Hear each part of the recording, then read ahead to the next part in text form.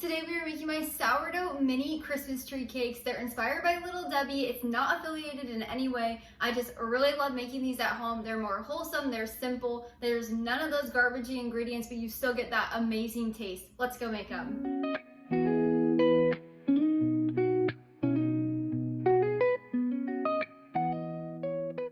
You can find my full written recipe linked down in the description below. Just click that link. It'll take you over to the blog where you can print and save anytime. I have tons of tips over there and serving ideas as well. We're gonna preheat our oven to 350 degrees Fahrenheit, as well as grease a rimmed baking sheet pan. This is about 15 by 11.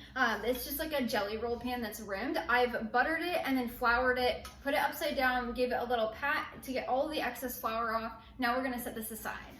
To get started, we are going to make my classic vanilla sourdough sheet cake. It's really simple to make, it's easy. So to get started, you'll need 6 tablespoons of softened salted butter. So we're just gonna add that in, as well as 2 teaspoons of avocado oil. If you don't have avocado oil, do not use olive oil. You can instead use a little bit of melted butter, or you could use coconut oil. That just adds a little bit of a more fluffy texture to our cake. And finally, we're gonna add in 3/4 of a cup of pure cane sugar granulated.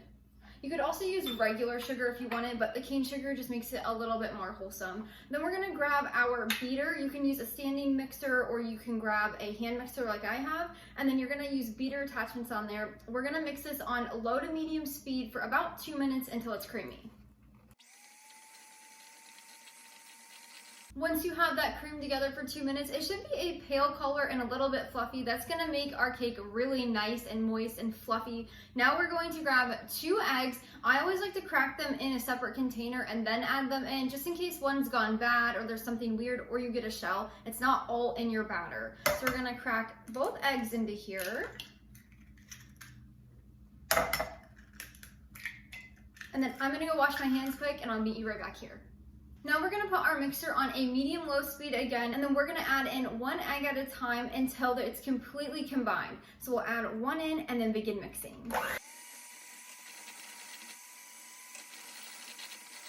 Once that's mixed in, just to combine, we're gonna add the rest of our wet ingredients. So first we'll add in 1 teaspoon of pure vanilla extract. That adds a little bit of flavor. That's where our vanilla comes from. 1/2 cup of sourdough discard. This is just unfed starter. You don't need it to be fed or anything. We're not making it rise. This just adds a little bit of a tang to our cake. It's so good, and it adds fermentation benefits. We're not bulk fermenting this, but there is an optional cold ferment if you would like. I'll show you when we can do that. And then next we're gonna add in 3/4 of a cup of whole milk or any milk that you have on hand. And I wanna say really quick, these wet ingredients have been sitting out on the counter for about an hour to come to room temperature. You don't wanna add really cold liquids into your cake batter bowl because then it's gonna separate. If that does happen and it looks curdled, there's nothing wrong with your cake batter. Just give it a little bit of an extra stir and continue. It's gonna be just fine. And finally, for our last wet ingredient, we're gonna add in 1/4 of a cup of sour cream. I'm a huge believer of sour cream in cake of any kind, in pound cake and sheet cake. It just gives it such a good taste and texture, so that's why we're adding this in here. If you don't have sour cream, you can also use plain unsweetened vanilla yogurt. I would stay away from Greek yogurt, so just use the plain. Once those are added in there, we're just gonna grab our beater again. Now you're gonna wanna do this on slow so it doesn't go everywhere. And then we're gonna mix this on low just until combined. You do not wanna overmix it. You also wanna make sure you're scraping down the sides of your bowl so everything can combine evenly. Once that's all combined, we're gonna grab our dry ingredients. So we're gonna start with 1/4 of a teaspoon of sea salt, 2 teaspoons of baking powder. I always like to get an aluminum-free version to keep it a little more wholesome. And finally, 1.5 cups of all-purpose flour. I like to get an unbleached organic, but you can use any kind of all-purpose. Now, when we're adding this in, we just wanna mix it on low until it's combined. But if you add it all in at once, you're gonna have a huge cloud of flour. So just turn your mixer on a low speed and add a little bit in at a time until it's all combined.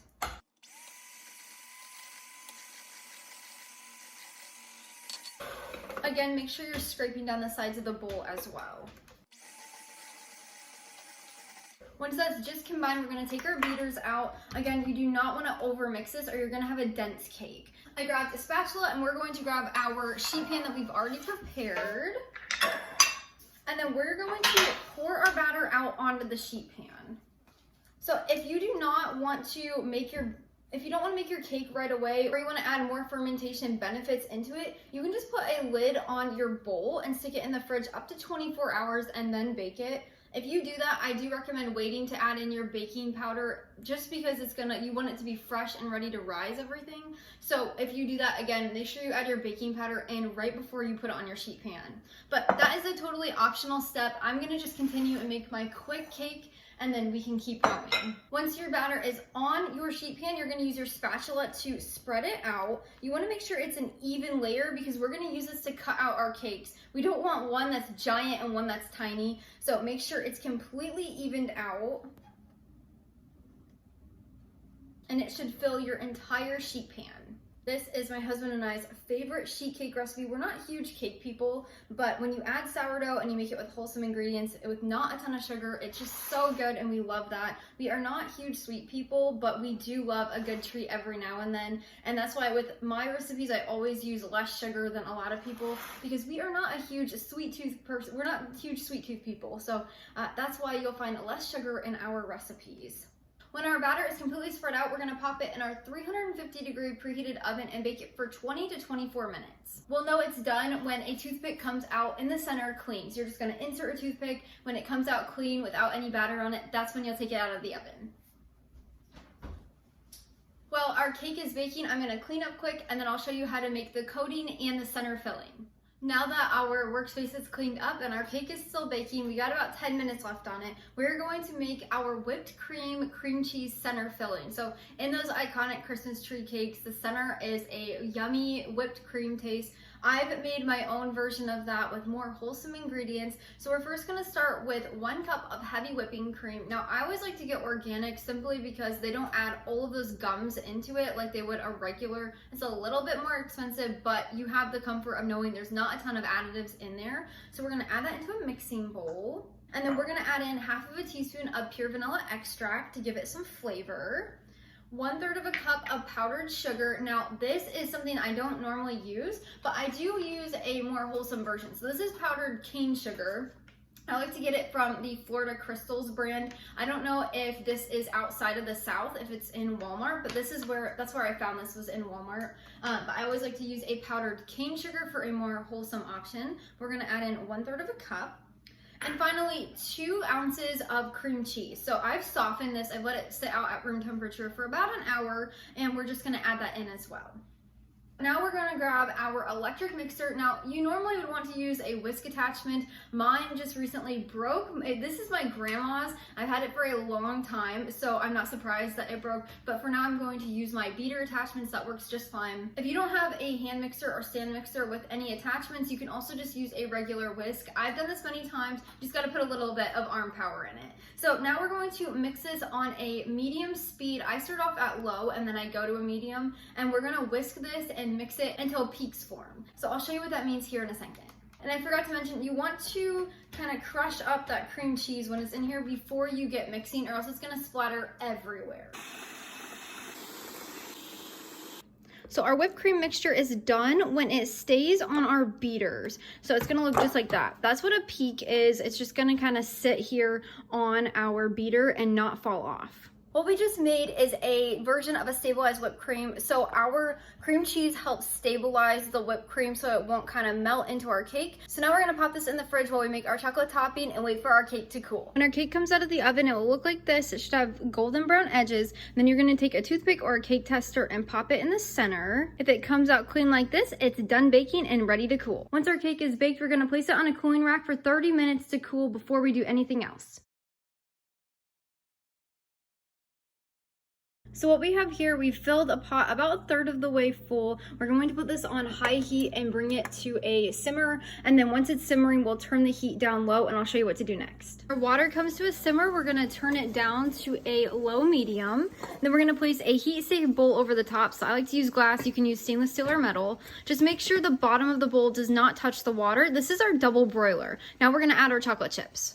Now we're gonna add in 1/2 cup of semi-sweet chocolate chips to our double broiler. You can also use dark chocolate chips, milk chocolate chips, or even white chocolate chips if desired. And then we're just gonna stir our chocolate around in this double broiler over low-medium heat until it's completely melted. You don't wanna let it sit too long so that it doesn't scorch here on the bottom. You just wanna make sure you're stirring it around. This is a much easier and the better way, in my opinion, of melting chocolate. You don't have to worry about it scorching in the microwave or burning in the pan.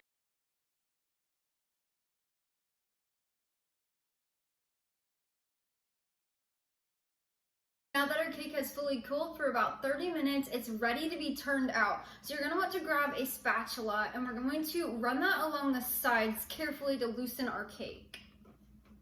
The cake should be about 3/4 of an inch thick. I mean, if you have a bigger pan, it's going to be a little bit of a shorter piece of cake. If you have a smaller pan, it's going to be thicker. So it just depends on what size of pan you use, but it should be around 1/2 of an inch to 3/4 of an inch thick. Once you have it loosened, you're gonna grab a cutting board and we're gonna place this right on top of our pan. Now we have a little bit of a trick here to get it out easily. You don't wanna crack this, so you wanna do this quick and very gently. So we're going to then turn this upside down, again, very gently. And then I like to pat this a little bit. If your cake doesn't come out when you do that, just get your spatula in here and lift it up a little bit, but very gently so you don't crack the cake. Sometimes if it cools a little longer than 1/2 an hour in your pan, it will stick a little bit, but that's completely normal. So let's try this again.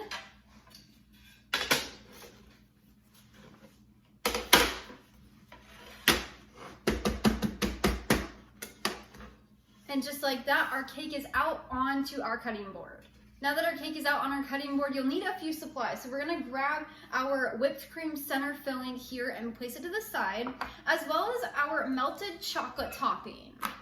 That way we have everything right here. And then you'll also need a little cute Christmas tree cookie cutter. You can find these at most grocery stores. I found this at Target for about $1. They're very cheap. You could also find them on Amazon. So you need one of these. And then last, you'll need some decorating sugar. So I do not like to use artificial dyes or colorings in our house. So I found this Watkins brand. It's rainbow decorating sugar, no artificial dyes. So it's dyed with natural fruit and plant vegetable coloring. So this is the brand I like to use. It's just a lot more wholesome. Now you can top it with any kind of sprinkles you want. The iconic Christmas tree cakes have specific sprinkles and they also have a drizzle of coloring. I don't do that. I just top it with a little bit of chocolate and then these little sprinkles, and that's what we do in our home. So you're gonna set your sprinkles to the side and then you're gonna start cutting your Christmas trees out. Now you wanna start on the edge so we can get as many trees out of this as possible. So we will just start cutting. I'm only going to do a few because my husband and I love doing this together as a tradition. We make our Christmas tree cakes and decorate them instead of cookies. It's such a fun thing, but I'll do a few to show you. So once you have them all cut out, in my case, I'm only cutting a few out so I can leave this for my husband and I. We're gonna take half of our trees and set them to the side. The other half of the trees, we're going to place our whipped cream filling on the top. So we're going to use half for the top, half for the bottom of our cakes. It's almost gonna be like little cake sandwiches. So on one, we're going to add, I like to add just a few tablespoons. You also want to make sure you add enough whipped cream so it's not like dissolving into our cake. Since we have 2 layers, you want to make sure you have a good amount in there. Once you have your whipped cream filling on there, we're going to grab the other halves and we're going to place them on top. Now we have our cute little Christmas tree cake sandwich. Now to decorate them, you're gonna grab your chocolate that we melted earlier. You're just gonna grab a blob and we're going to place it on top and spread it into a thin coating. So kind of like if you were frosting a cookie. Once you have your frosting on top, you're gonna grab your sprinkles and you're just gonna do a quick sprinkle of them on top. They look so pretty when we do this. And then once you're done with these, we're going to grab a sheet pan or you can grab a cooling rack, line it with parchment paper, place these on there and then refrigerate for about 30 minutes to set up the chocolate. That way it's not gonna melt everywhere when you enjoy it. Go on to store these in your refrigerator since they have that whipped cream cheese frosting in the center. You don't want to store them at room temperature. They will go bad. So these will last a few days in the fridge. They are so delicious cold. You are gonna love this recipe. I hope it replaces the Little Debbie Christmas tree cakes at the grocery store so you can make them at home in a more wholesome way, and it's so much fun. Maybe it'll even become a tradition like it has in our house. Now let's give it a try. These are so good. The cake is so fluffy. That center layer is so much better than the store-bought version. And then the chocolate on top gives it that crunch and a little bit of chocolatey sweetness. This is so good. So much better than the store-bought version. I love these. Again, you can find my full written recipe link down in the description below. Just click the link. It'll take you over to the blog where you can print and save anytime. But until next time, go love your family and serve God one recipe at a time.